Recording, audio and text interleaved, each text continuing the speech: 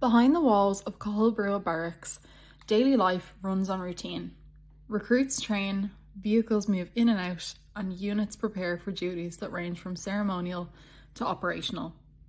Set across 54 acres in Rathmines, the barracks function much like a small town, with hundreds of Defence Forces personnel living and working on site. It's a Mohawk Piranha 3.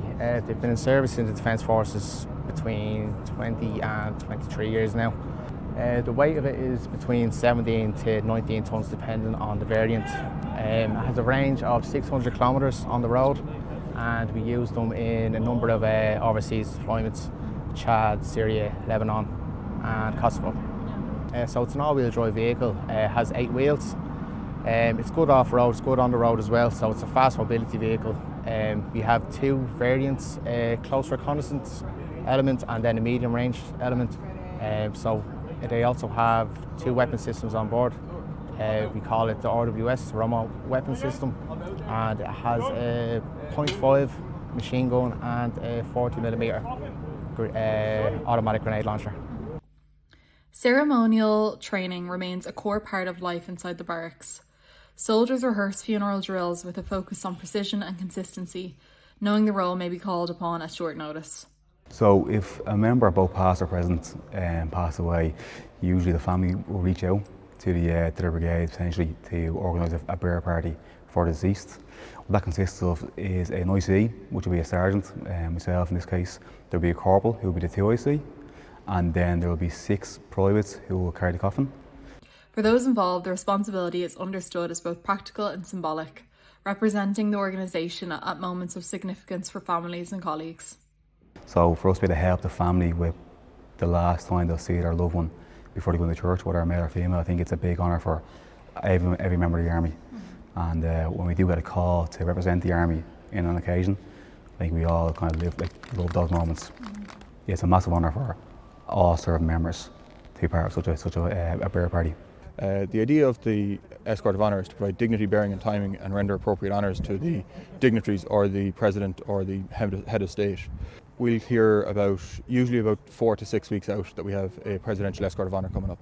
That requires 29 bikes plus 3 bikes in reserve, my own bike and 2 other officers. 2 years ago, when we knew that the presidential inauguration was coming in, we started up in the amount of DR courses we were doing, the dispatch rider courses. So we needed to get as many people qualified as we could to be able to have the standard available to ourselves, to be able to say that yes, they can ride in formation on what will be one of the biggest and proudest days for not only the unit but the Defence Forces as well.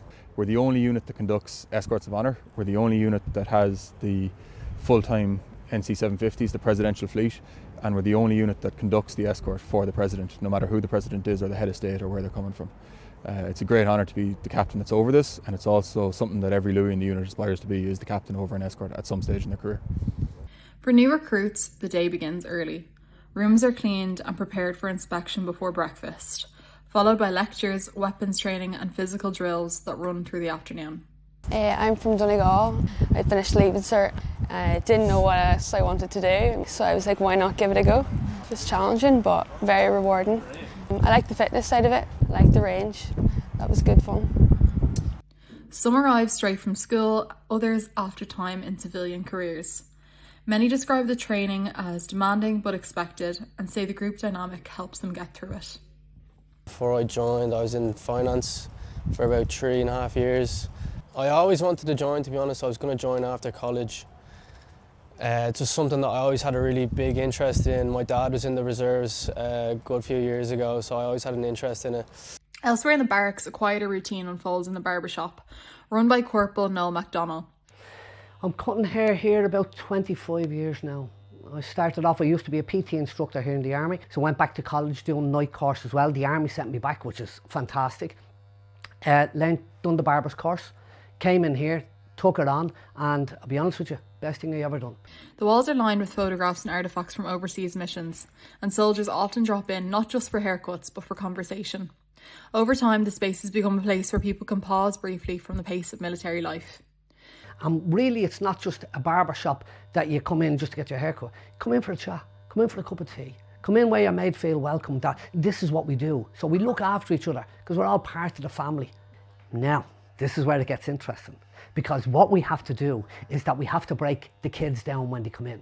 So no longer do they get their fancy fringes, no longer do they wear their fancy clothes. If you put on a uniform, if you put on a pair of boots, you're not getting your fancy haircut. You haven't got time to look after your hair. Now fellas bring in great stories about their kids, about weddings, about funerals. But then again, you hear the other side about lads who are being overseas. Because men never really talked. But there's one thing about the army family, we do talk. And you can see them going out the door feeling that little bit, that they're not on their own, that we're all in here together. Around 300 personnel live in the barracks full-time, with families also based there. The result is a working environment shaped as much by routine and cooperation as by training and discipline, a community defined by shared roles, steady preparation and the practical demands of the service.